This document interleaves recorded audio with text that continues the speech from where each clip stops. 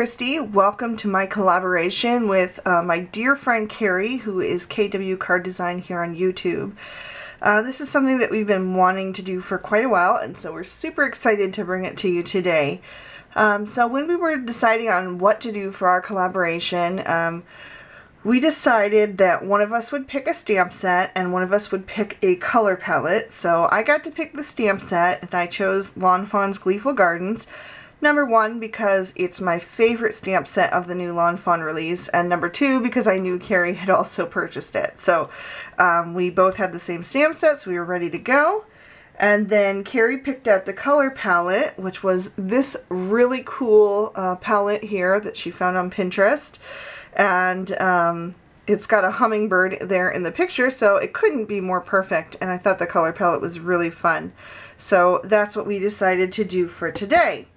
So to start off, because I'm going to have so many elements on my card, I decided to do some of my coloring in advance.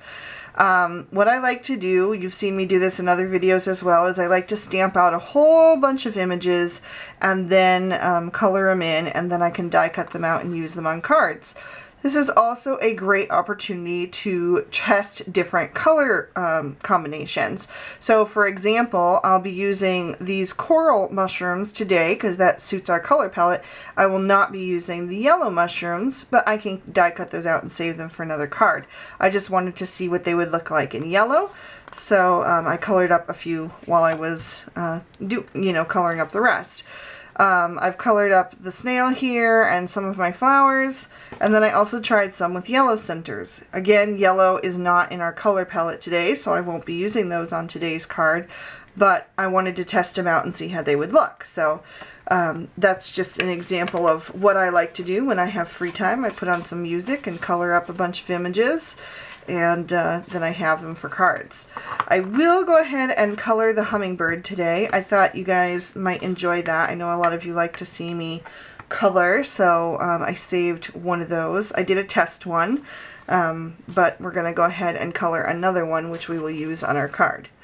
I'm going to be using a combination of Spectrum Noirs and Copic markers today. I know you guys are used to seeing me color with Spectrum Noirs. I love my Spectrum Noirs. Don't worry if that's what you're used to. So if you weren't aware, I actually colored with Copic markers when I started out coloring. But then I was asked to join the Crafters Companion design team, and for Crafters Companion you need to use Spectrum Noirs because they're made by their company.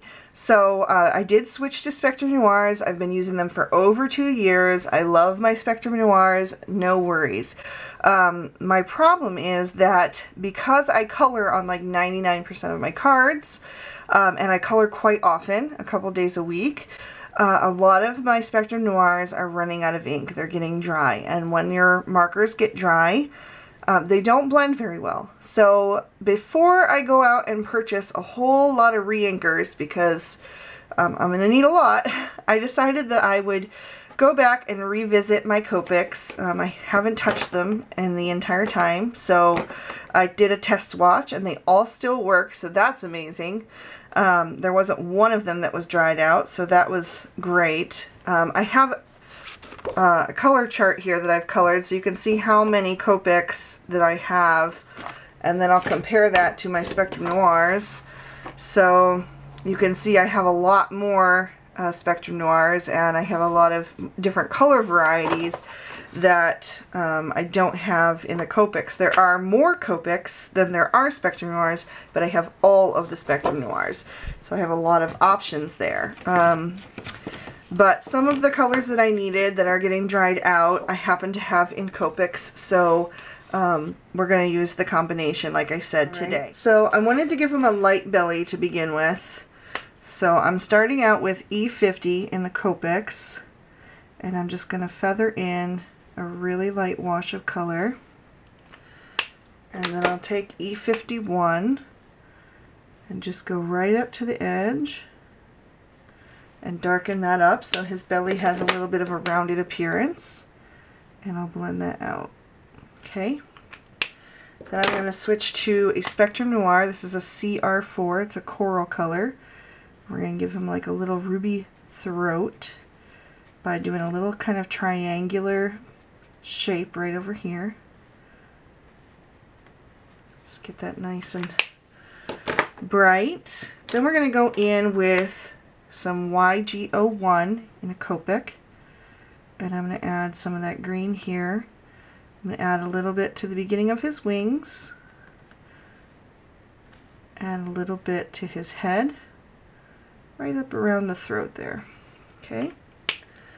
We'll deepen some of that with the YG03.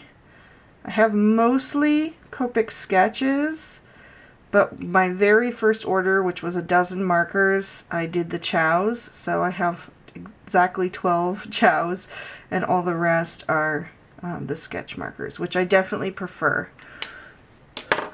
The chows don't hold as much ink, and they're not as nice to hold in your hand, not to mention they're round barrels, so they'll roll off your desk. Switching to BG10, which is my favorite Copic color. This is one of my Spectrum Noirs. It's like almost completely empty. So we're just feathering those colors together so that they get a nice blend. And then we'll add BG11, and this time we're going to come from the outer corners and feather it in this way, because we don't want a harsh line between the green and the blue. We want the inner parts to soften. So the darker parts, the darker green is on this edge, the darker blue is on this edge, and then the insides we're keeping light so that they blend nicely. Going back to the BG10, just continue feathering that until we're happy with the look. And that's about good right there. Maybe I'll take the YG01 and just a tiny bit right there. And I'm happy with that. So we'll go ahead and do his beak, and for that I'm switching back to my Spectrum Noirs. I've got BG4. We'll just fill that in. And then we'll take the BG5. Even though it is a tiny area, I like my contrast. So now I've got all my images colored and then some that I can use on this card. So I'm going to take the matching dies and die cut those out, and then we'll be back to start assembling our scene. So all my pieces are now die cut out, and anything that I know I'm not going to use on the card, say anything with the yellow on it, I'm just going to go ahead and toss in this little bowl. This is a little pottery bowl that I made at work.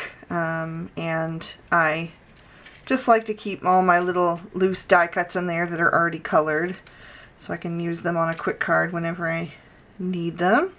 And I think that's everything, so I'll just set that aside. And now we can go ahead and build our scene. So I've got a piece of blue cardstock die cut with the Mama Elephant from Frames dies. This is a snow cone piece of cardstock from MFT, and then I've got some green cardstock here. This is the Green Acres by W+9, and I have die cut these with the Lawn Fawn Grassy Borders die, so I can have that, and then if I want a second layer, I can layer that behind. And I've also got a bunch of clouds here die cut with this is the Sunny Skies, I believe, die set. So I'm going to just lay out a little scene here, and we'll go from there. Okay, so I think I have my scene how I want it now. That second layer of grass just made it too busy, so I decided to take that off and just stick with the one and then the little pops of high grass that I colored. Now, I'm running out of room for a sentiment, so it looks like I'm going to need to put it on this cloud. And all of the sentiments in this set are a little bit long, but I thought I could do some selective stamping and just use the I love you. So I've gone ahead and mounted that on a block, and I've got my VersaFine Onyx Black ink, and I'm going to stamp that on this little cloud.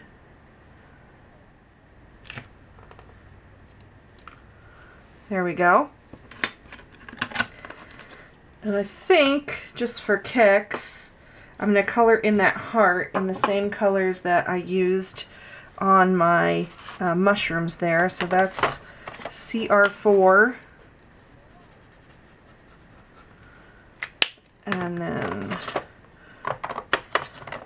CR6.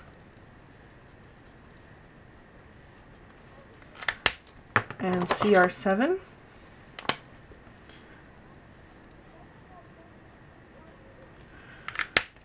Okay. Just go back down. And then finish off the CR4. Alright. So there we go. And now I'm just going to go ahead and start adhering things into place. So I'm going to begin with my grass. So I'm going to kind of just pull things out from where they sit on the card so that I remember where they go.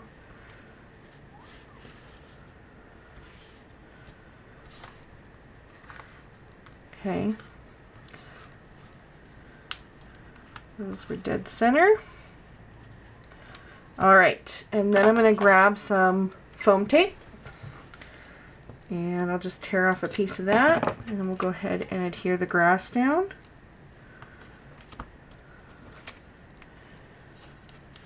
And then I can go ahead and choose which things I want to layer and which things I want to put flat. And that'll give me a lot of dimension for my scene.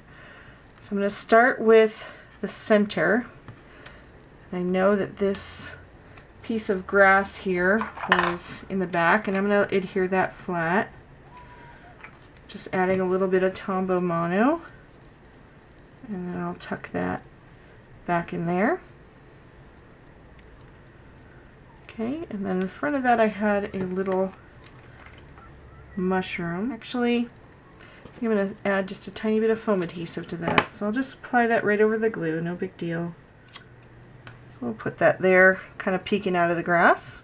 And sometimes I like to adhere things so that they're just sticking over the focal panel. I think that just gives it, I don't know, it's a little bit of a fresh look. It looks like the picture is extending beyond just what's in frame. Okay, I don't think that's exactly where those were, but that's fine.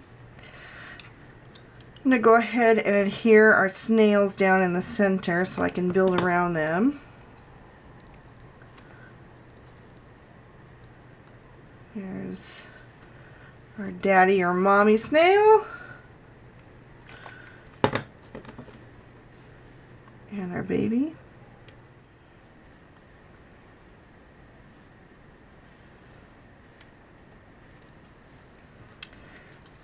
And then we've got another flower back here that we will, again, we'll add the top with some foam tape and the bottom with a little bit of glue so that the top is popped up higher.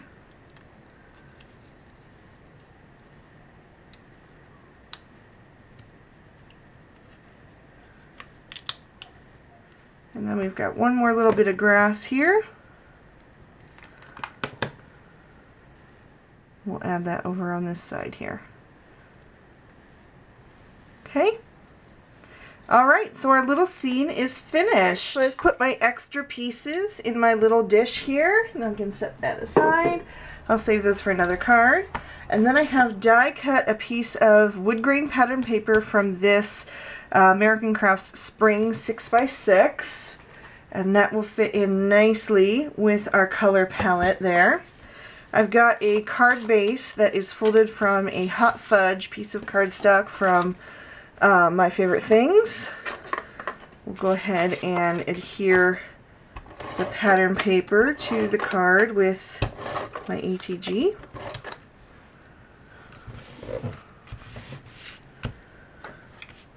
Okay, I'm going to take my focal panel here and I'll adhere that to our card base with some foam tape.